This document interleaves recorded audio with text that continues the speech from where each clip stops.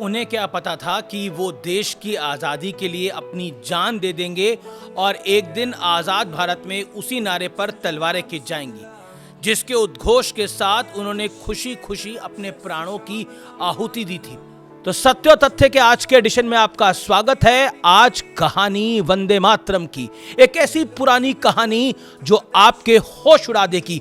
वंदे मातरम के टुकड़े इस देश में सबसे पहले कांग्रेस ने क्यों किए थे, किसके कहने पे किए थे, ये सुनकर आप हैरान रह जाएंगे।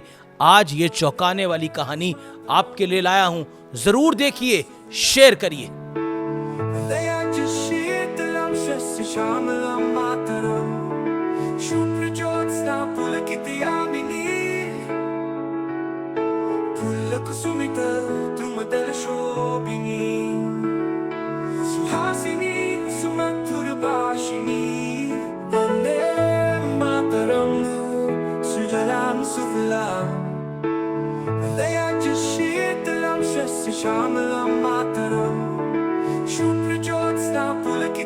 नमस्कार व्यूअर्स, मैं हूं अमीश देवगन। सत्य और तथ्य में आज बात होगी हम पर भारत मां के कर्ज की। दुनिया में ऐसा कोई देश नहीं है जहां नेशनल एंथम या नेशनल सॉन्ग को लेकर किसी भी तरह का कॉम्प्रोमाइज किया जाता हो, क्योंकि राष्ट्रगान और राष्ट्रगीत देश के गौरव, देश के सम्मान, देश की आन बान शान का प्रतीक होते हैं। राष्ट्रगान और राष्ट्रगीत उस धरती को धन्यवाद और सम्मान देने का एक तरीका है जिसने हमें रहने की छत, खाने को रोटी, जीवन जीने के लिए रोजगार का मौका दिया था। इसलिए हम भारत को माँ कहते हैं, क्योंकि भारत भूमि माँ की तरह हमारा ख्याल रखती है। इसलिए कहते हैं भारत माता की जय भी। यही वजह है कि एक सच्चा भारतीय हमेशा सिर ऊंचा कर कर राष्ट्रगीत, राष्ट्रगान गाता है।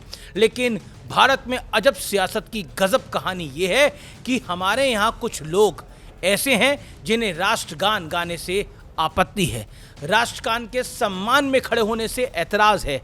उन्हीं लोगों को राष्ट्रगीत में भी धार्मिक एंगल नजर आता है और इसमें कई पॉलिटिकल पार्टी शामिल हैं। मैं एक एक करके सबको एक्सपोज करूंगा।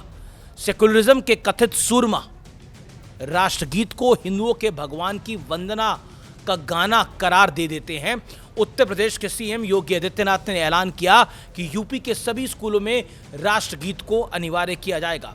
योगी आदित्यनाथ ने यह भी बयान दिया और सियासत में उबाल आ गया। जमियत उलेमा हिंद के मौलाना महमूद मदनी ने तो बेहद चौंकाने वाला बयान देते हुए कहा कि वंदे मातरम को स्कूलों में अनिवार्य करना मुसलमानों की धार्मिक आज़ादी के अधिकार का उल्लंघन है। यानी महमूद मदनी के मुताबिक वंदे मातरम सेकुलर गीत नहीं है। विडंबना देखिए, सेकुलर देश के राष्ट्रीय गीत को मौलाना मदनी जैसे लोग सांप्रदायिक बता रहे हैं। लेकिन क्यों, ये समझने के लिए आपको आज़ादी से पहले के दौर में लेकर चलता हूँ। ये कहानी बहुत दिलचस्प है।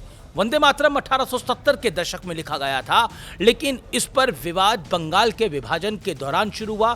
बंगाल के विभाजन के दौरान वंदे मातरम देशभक्तों, क्रांतिकारियों, सत्याग्रह करने वालों का सबसे प्रमुख नारा था, या फिर गीत कह सकते हैं।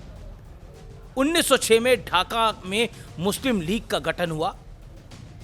मुस्लिम लीग ने वंदे मातरम को धार्मिक गीत बताकर सियासत शुरू कर दी। यहीं से खेल पलटता है। मुस्लिम लीग ने ब्रिटिश शासन से भी इस गीत पर आपत्ति जताई। 1930-40 का दशक आता है और 1930-40 के दशकों में मोहम्मद अली जिन्ना ने भी इसी गीत को हिंदू गीत बताकर खूब सियासत चमकाई। इसके बाद 1937 का वो दौर आया जब आज़ादी से पहले भारत की प्रांतीय चुनाव हुए। कई प्रांतों में कांग्रेस की सरकारें बनी। उस वक्त उत्तर प्रदेश, बिहार, बंगाल में सरकारी स्कूलों और सभाओं में वंदे मातरम का जो गाना था, या फिर गाना जो गीत था, वो बहुत आम था, इसका प्रचलन था। लेकिन मुस्लिम लीग और कुछ दूसरे मुस्लिम संगठनों ने इस पर आपत्ति जताई। उन्होंने कहा कि इस गीत में इस्लामिक आस्था के विरुद्ध एक देवी की स्तुति है। 1937 आता है। 1937 में कांग्रेस ने वंदे मातरम समिति का गठन किया, लेकिन इस कांग्रेस की समिति ने जो फैसला लिया वो हैरान करने वाला था। इस समिति ने फैसला लिया कि वंदे मातरम गीत के 7 में से केवल 2 छंदों को ही राष्ट्रीय गीत के रूप में गाने की इजाज़त होगी। यानी कांग्रेस समिति ने जिन्ना की बातों पे मोहर लगाई और बात को माना। मुस्लिम लीग की बात मानते हुए तत्कालीन कांग्रेस ने, नेहरू की कांग्रेस ने देश के लोगों को जागरूक करने की बजाय इस गीत से उन हिस्सों को हटा दिया जिन पर मुस्लिम लीग जैसे कट्टरपंथी संगठन इंतराज कर रहे थे। शायद इसलिए प्रधानमंत्री मोदी ने कहा कि वंदे मातरम को टुकड़ों में बांटा जाना देश के विभाजन के बीज बोने के समान था, और यह सत्य और तथ्य है। 1937 में वंदे मातरम के महत्वपूर्ण पदों को, उसकी आत्मा के एक हिस्से को अलग कर दिया गया था। वंदे मातरम को तोड़ दिया गया था, उसके टुकड़े किए गए थे। वंदे मातरम के इस विभाजन ने देश के विभाजन के बीज भी बो दिए थे।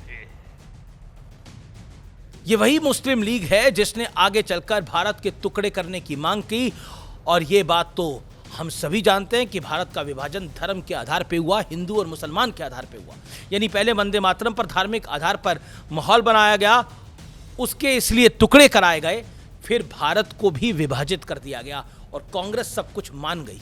ताज्जुब होता है कि आज़ादी के इतने साल बाद भी कुछ लोग देश को उसी मानसिकता में फंसाए रखना चाहते हैं। समाजवादी पार्टी के अबू आजमी को ही सुन लीजिए, रईस शेख को ही सुन लीजिए, समाजवादी पार्टी के दोनों वरिष्ठ नेता हैं, क्या कुछ कह रहे हैं।